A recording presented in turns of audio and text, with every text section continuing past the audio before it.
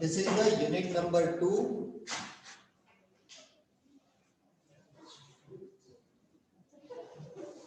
Integral calculus. और integral calculus में पहला टॉपिक हम जो डिस्कस कर रहे हैं that is definite integral as a limit as a sum, right? In previous class we already learned about the differentiation and the basic of integral. Previous 12th standard में हमने integral का भी basic पूरा पढ़ा हुआ है, डिफरेंशिएशन भी पूरा पढ़ा हुआ है, और सर जी साथ ही साथ अपन ने डेफिनेट इंटीग्रल भी पढ़ा हुआ है।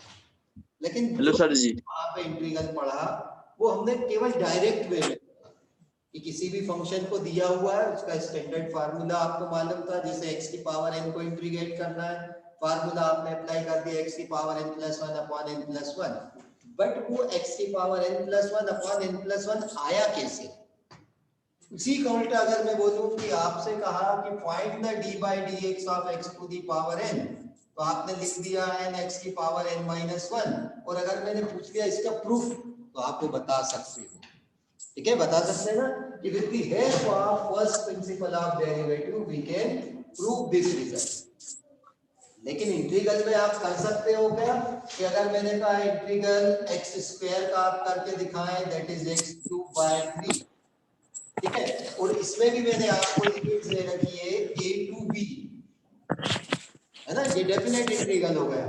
डेफिनेट इंटीग्रल मैंने बोला इसको आप सॉल्व करके दिखाएं x² की है, तो पहले आपने ये इंटीग्रेट किया, देन इसके बाद आप लिमिट रख देते हैं, तो 1/3 b³ minus a³, this is the resultant.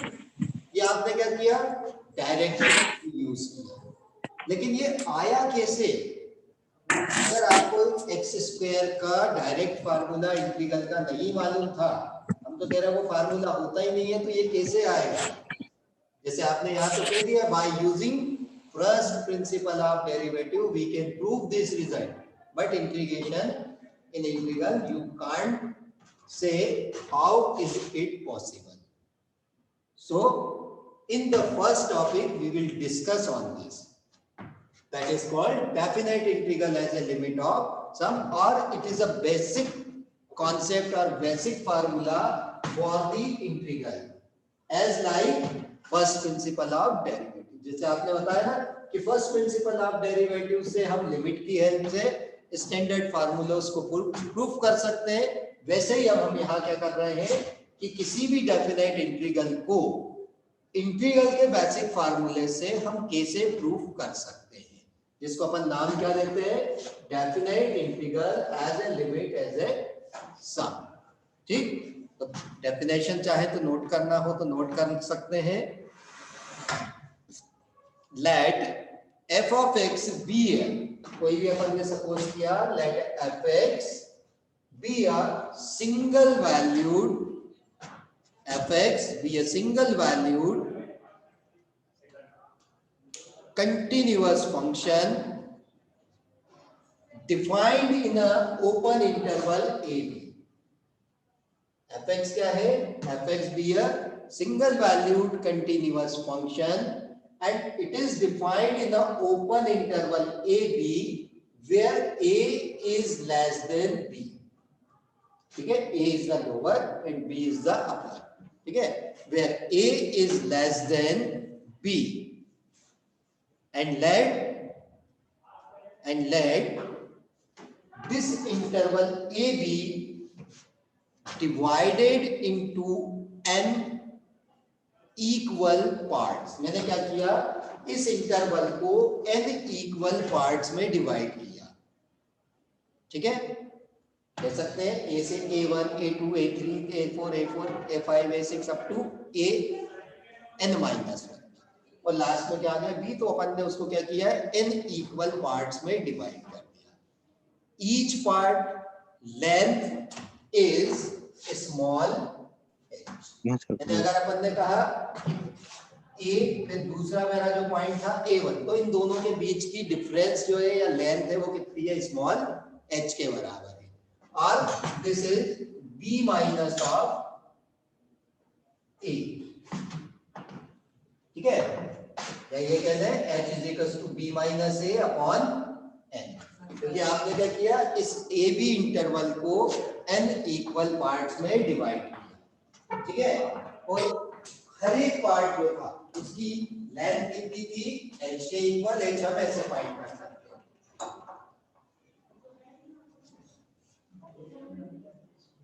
क्या हुआ भैया?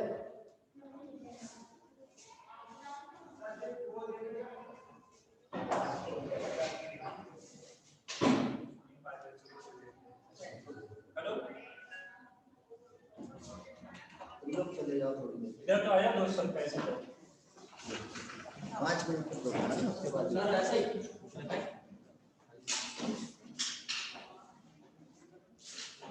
okay, where h is equals to b minus a upon n, means हर एक इंटरवल, जो सब इंटरवल आप बना रहे हैं, उनके दो पॉइंट्स के बीच का डिफरेंस कैसा होगा, h के इक्वल होगा।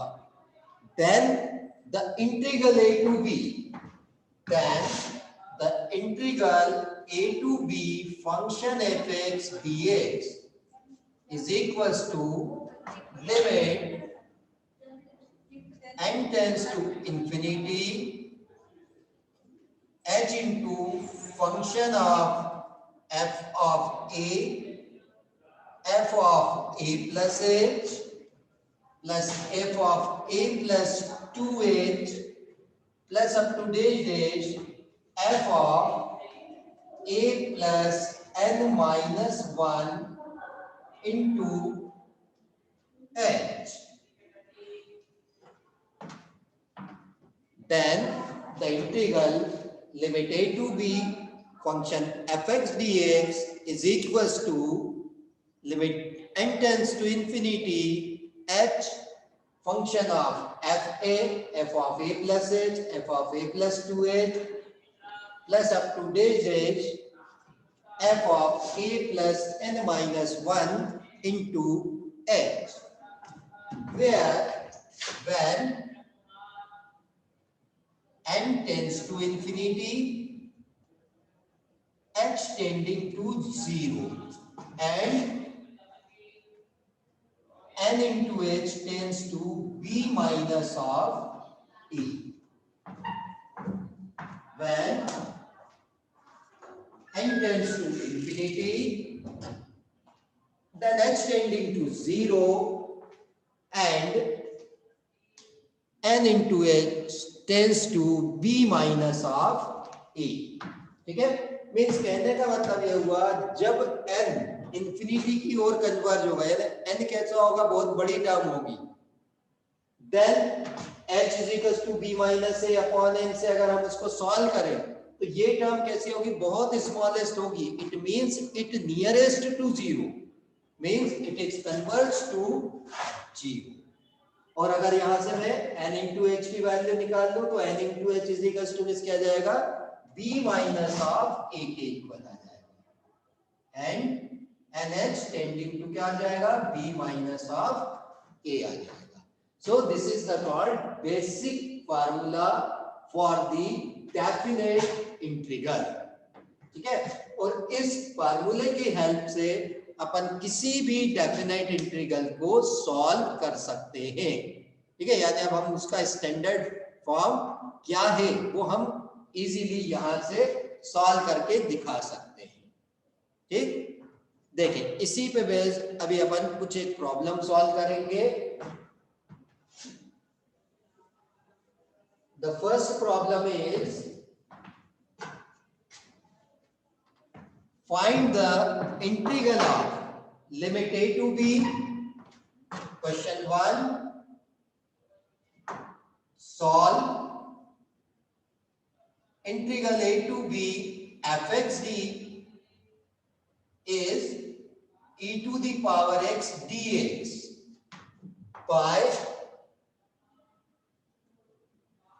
by integral as the limit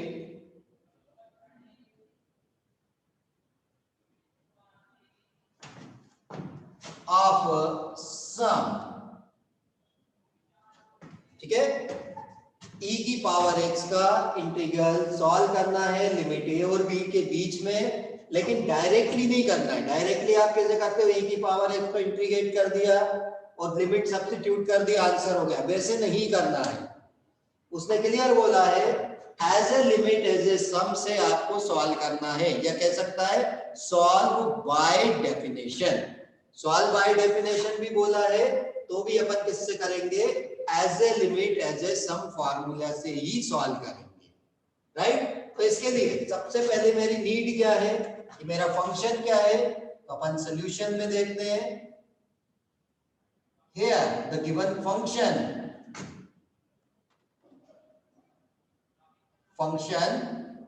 fx that is e to the power x।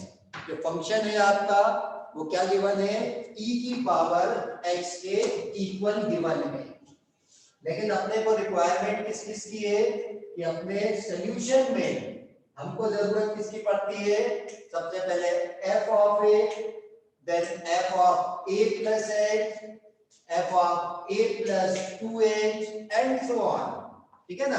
यानी हमको रिक्वायरमेंट किसकी है, अगर अपन यहाँ पे डेफिनेशन लिख लेते हैं, चलिए मैंने यहाँ पे डेफिनेशन लिख दिया, by definition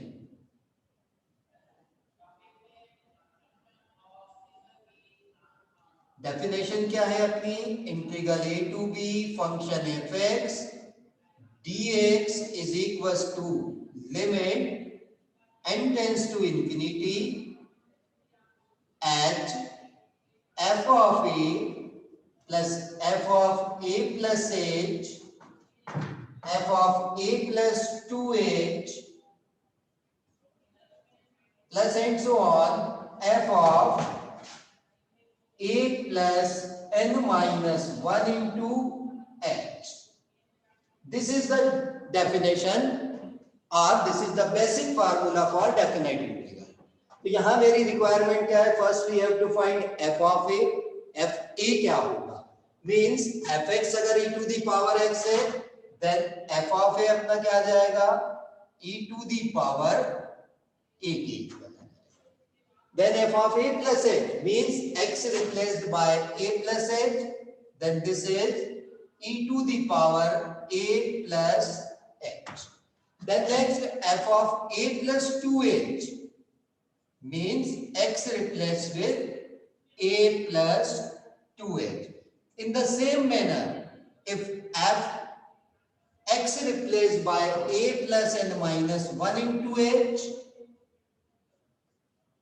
then this become e to the power a plus n minus 1 into h, right? So in the first step we find these value, and then in second step we substitute all these value in the definition of limit as a sum, and the definition is this. Now we put all these value in this definition, then we get integral a to b function e to the power x dx is equals to limit n tends to infinity h into f of a is e to the power a plus f of a plus h is e to the power a plus h, then next e to the power a plus 2h and plus and so on e to the power a plus n minus 1 into h. Okay, अभी हमने कुछ नहीं किया, केवल x को पहले a से, फिर a प्लस h, फिर a plus 2h, a plus n minus h से रिप्लेस करके फंक्शन की डिफरेंट वैल्यूज फाइंड करी, डेफिनेशन लिखी, डेफिनेशन में हमने वैल्यूज सब्स्टिट्यूट कर दिया। अब हमको क्या करना है, इस पूरी फंक्शन को सॉल्व करना है, और सॉल्व क्या करना है, एक्चुअल में लिमिट ही सॉल्व करना है। और लिमिट सॉल्व करते टाइम हमको क्या ध्यान रखना पड़ेगा, कि जब आप ये लिमिट सब्स्टिट्यूट कर रहे हो तो फंक्शन जो है इंफिनिटी ना बने, यानी नॉट डिफाइंड ना हो, ठीक है। और दूसरी कोशिश हमको क्या करनी है, कि रिजल्टेंट जीरो भी ना बने, क्योंकि e की पावर x का रिजल्टेंट तो अपन को मालूम है जनरल वे में, that is e to the power x। और लिमिट सब्स्टिट्यूट करने के बाद डेफिनेटली वो रिजल्ट हमको देगा जो जीरो नहीं होगा, नॉट डिफाइंड नहीं होगा। तो यहाँ पे लिमिट सॉल्व करते टाइम अब मेरे को ये सारी चीजें थोड़ी सी ध्यान में रखनी पड़ेगी। ओके, तो यहाँ पे अपन कह रहे हैं कि n tends to infinity, where n tends to infinity, ठीक है, जब n टेंड्स टू इंफिनिटी होगा तो h कैसा होगा, then h tending to zero होगा, एंड n इंटू h कैसा होगा, this is b minus a के इक्वल होगा, जो अभी अपन ने डेफिनेशन में चीजें क्लियर करी थी, राइट। तो हम यहाँ पे कुछ ऐसा करें कि हमारे पास टर्म जो है h tending to zero type में कन्वर्ट हो जाए, या फिर NH टाइप की टर्म्स बन जाए जो अपना कन्वर्ट किस में हो जाएगा, b माइनस a में कन्वर्ट हो जाएगा, जिससे अपन उसको आसानी से सॉल्व कर सकेंगे। वो इंफिनिटी नहीं हो पाएगा, जीरो होने से बच जाएगा। तो कैसे हम करें, सबसे पहले देखें in each term e to the power a, सभी में से कॉमन आ रहा है, e to the power a plus h means e to the power a into e to the power h, this is e to the power a into e to the power 2h like this and so on। तो इन सभी में e to the power a को हम common ले सकते हैं, क्योंकि e to the power a ना तो n टेंडिंग टू इंफिनिटी से इफेक्टेड हो रहा है, ना h टेंडिंग टू जीरो से इफेक्टेड हो रहा है, ना nh tending to b minus a से इफेक्टेड हो रहा है। It means it is a constant term.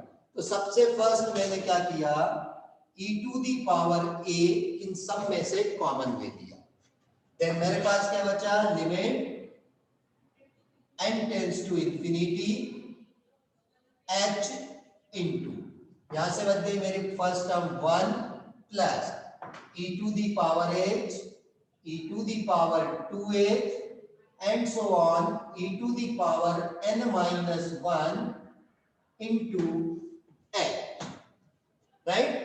अगर आप इस सीरीज को ध्यान से देखें जो अपने पास ब्रैकेट में बची है, this is an geometrical series, ठीक है, कैसी है, ज्योमेट्रिकल सीरीज है। और क्या हो रही है, सारी टर्म्स उसकी 8 हो रही है, यानी यहाँ पे अपन क्या निकाल रहे हैं, this shows the sum of a geometrical series. और अगर अपने पास देखें टर्म्स कितनी है, नंबर ऑफ टर्म्स n है, तो अपन कह सकते हैं कि यहाँ पे अगर हम ज्योमेट्रिकल सीरीज के nth टर्म के सम का फार्मूला यूज कर ले तो हमको कुछ ना कुछ ये सॉल्यूशन दे सकता है। ओके, तो मैंने क्या यूज किया, now we using sum of geometrical progression, ठीक है। इसके लिए फार्मूला याद है सभी को, या अपन ने पढ़ा था, Sn is equals to a into r to the power n minus 1 upon में r minus of 1 if r is greater than 1। This is the sum of n terms of a geometrical series। यही होता है, यहाँ पे देखें अलग अलग n term से अपने पास में ज्योमेट्रिकल सीरीज बन रही है, हम ये फार्मूला यहाँ पे यूज कर सकते हैं, ठीक है। a means first term of the series, that is 1। r means common ratio। common ratio कैसे आता है, किसी भी कमिंग टर्म को उसकी प्रीवियस टर्म से आप डिवाइड करेंगे तो आपको क्या मिल जाता है, r। तो अगर हम यहाँ देखें तो सेकंड टर्म को फर्स्ट टर्म से डिवाइड कर रहे हैं तो क्या मिल रहा है, e टू दी पावर है, या सेकंड टर्म को थर्ड टर्म को सेकंड टर्म से डिवाइड कर रहे हैं तो भी क्या मिल रहा है, e to the power h मिल रहा है। मींस r मेरा क्या हो गया, e to the power h, a मेरा क्या हो गया, first term of the series is 1। तो इस फार्मूले में मैंने ये वैल्यू सब्स्टिट्यूट करी, ठीक है। देन वी गेट, अपने को क्या रिजल्टेंट मिल जाएगा, then we get integral a to b e to the power h dx is equals to e to the power a, constant था ये बाहर है अपना, limit h tending to infinity h into, ठीक है, इस पूरी सीरीज को मैं क्या लिख सकता हूं, a into r to the power n, a is 1 और r के प्लेस पे आपके पास में क्या है, e to the power h, ठीक है, तो ये हो जाएगा into e to the power h, whole power में कितना है n minus 1 upon e to the power h minus of 1, ठीक है। अपन ने ये पूरी सीरीज का क्या किया, सम ऑफ n टर्म्स निकाला ज्योमेट्रिकल सीरीज के फार्मूले से, फार्मूला अपना ये लिखा हुआ है, फर्स्ट टर्म अपन ने a की जगह 1 पुट किया, ठीक है, देन r के प्लेस पे अपन ने कॉमन रेशियो निकाला that is e to the power h, ठीक, और होल पावर उसकी कितनी है n माइनस 1 अपॉन r के प्लेस पे e to the power h minus of 1, ठीक। या फिर इसी को अब मैं कैसे लिख सकता हूं, this is equals to e to the power a limit h tending to 0, this is e to the power nh minus of 1, इसको मैंने सेपरेट कर दिया, और साथ में limit h tends to 0 h upon e to the power h minus 1, इसको separate कर दिया। देखिए ये बच जाता ना h upon this term into numerator पूरा ये वाला था। अब यहाँ पे ऐसा हमने क्यों लिखा, क्योंकि अगर अब मैं यहाँ h की जगह 0 पुट करूं तो ये तो पूरा मेरा e to the power 0 1 1 minus 1 that is 0, तो लिमिट सॉल्व तो हो ही नहीं रही।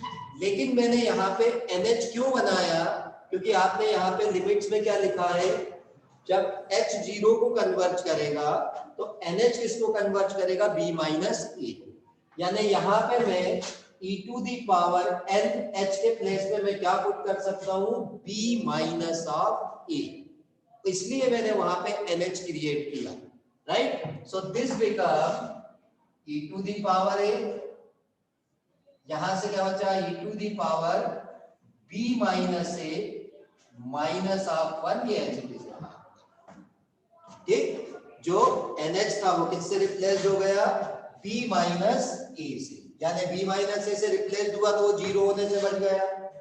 दूसरी चीज, अब यहाँ पे आए limit h tending to 0 h upon this, अब अगर मैं यहाँ h की जगह 0 पुट कर दूं तो क्या आ रहा है, 0 अपॉन 0, और 0 अपॉन 0 क्या होती है, अनडिटरमिनाइट टर्म्स होती है, ठीक है, जो लिमिट्स में नहीं आना चाहिए।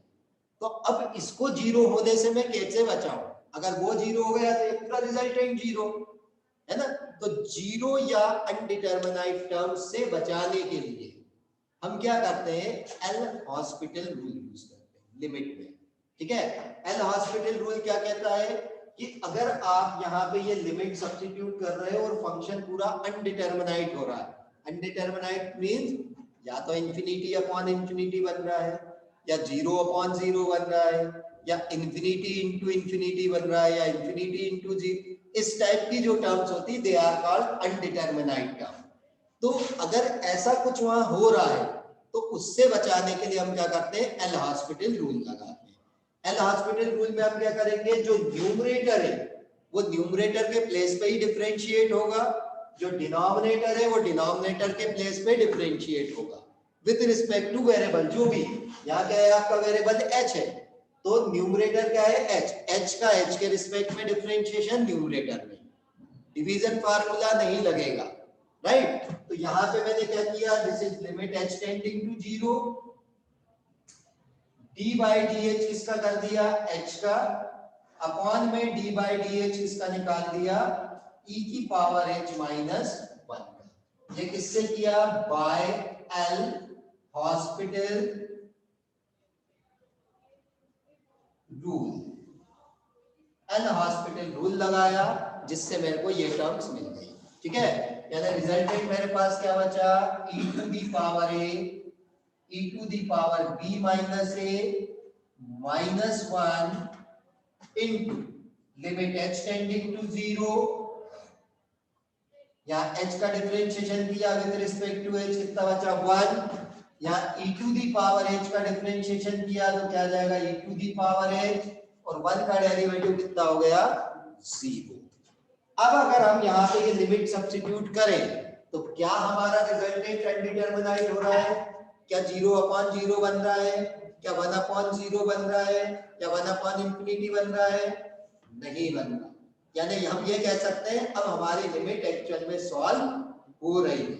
ठीक है, so finally we put this limit, then we get e to the power a, this is e to the power b minus a minus 1 into 1, क्योंकि e to the power h की जगह रखा 0, e to the power 0 is 1, 1/1 कितना 1। Then finally इस e to the power a को हमने bracket में multiply कर दिया तो क्या रिजल्टेंट मिल जाएगा? e to the power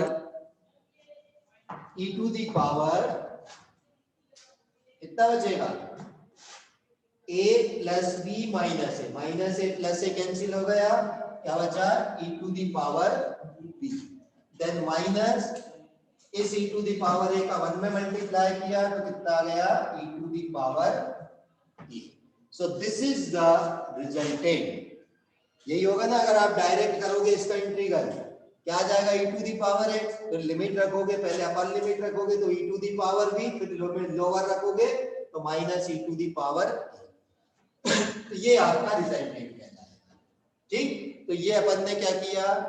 किसी भी डेफिनेट इंटीग्रल को उसके बेसिक प्रिंसिपल से सॉल्व करके दिखा। ठीक है, this is not the general method, this is the basic method, जिसको अपन क्या कहते हैं? Limit as a sum form. Clear? Clear बेटा? इसमें कहीं कोई कंफ्यूजन? Yes sir. जी बोले। सर बोले जो आप पहले सर फार्मूला लिखे हैं